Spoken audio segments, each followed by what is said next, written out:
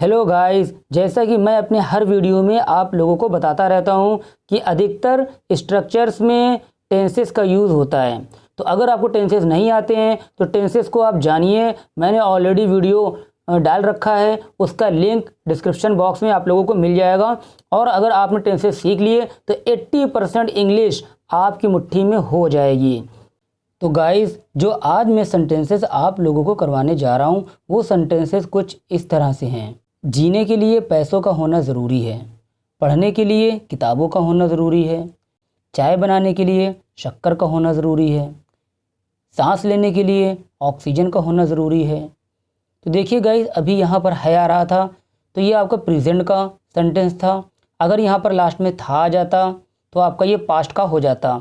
जैसे कि जीने के लिए पैसों का होना ज़रूरी था, पढ़ने के लिए किताबों का होना ज़रूरी था, चाय बनाने के लिए शक्कर का होना ज़रूरी था, सांस लेने के लिए ऑक्सीजन का होना ज़रूरी था। तो गाइस, इस तरह के सेंटेंसेस करने के लिए सबसे पहले आप एक बात ध्यान रखिए। अगर इसमें आ रहा है होना ज़रूरी है तो आपको यूज़ करना है देयर हैज़ टू बी। क्या? There has to be. और अगर यहाँ पर यह होता होना ज़रूरी था तो ये हो जाता है देयर हैड टू बी, यानी कि हैज़ की जगह पर आपका आ जाता हैड। तो देखिए, इसकी जो स्ट्रक्चर है वो आप समझ लीजिए। तो स्टार्टिंग में देयर हैज़ टू बी का यूज़ करना है या फिर देयर हैड टू बी का यूज़ करना है। और उसके बाद आपका आ जाएगा नाउन। नाउन के बाद टू का यूज़ करना है, टू के बाद वर्ब की फर्स्ट फॉर्म और लास्ट में एट्सेट्रा, यानी कि जो कुछ रह जाएगा वो भी आपको लिख देना है। तो चलिए हम लेते हैं इसके कुछ एग्जाम्पल। जीने के लिए पैसों का होना ज़रूरी है, देयर हैज़ टू बी, ये तो आपको बोलना ही बोलना है। और उसके बाद नाउन यानी कि मनी, उसके बाद टू लगाना है और टू के बाद में आपका आ जाएगा वर्ब यानी कि लिव। तो ये सेंटेंस आपका बन जाएगा there has to be money to live.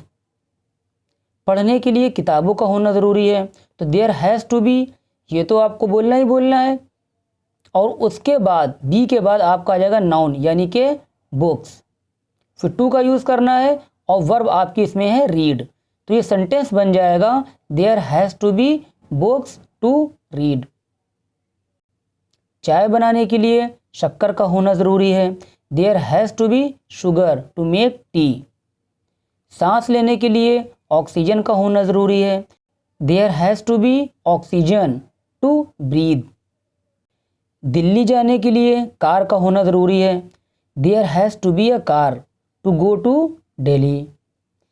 देखिए, अभी तक यहाँ पर लास्ट में है आ रहा था, होना ज़रूरी है। अब अगर होता होना ज़रूरी था, जैसे कि जीने के लिए पैसों का होना ज़रूरी था, तो देयर हैड का यूज़ करेंगे, देयर हैड टू बी। और उसके बाद आपको नाउन लिखना है, नाउन यानी कि मनी, उसके बाद टू का यूज़ करना है, वर्ब की फर्स्ट फॉर्म यानी कि लिव आ जाएगा।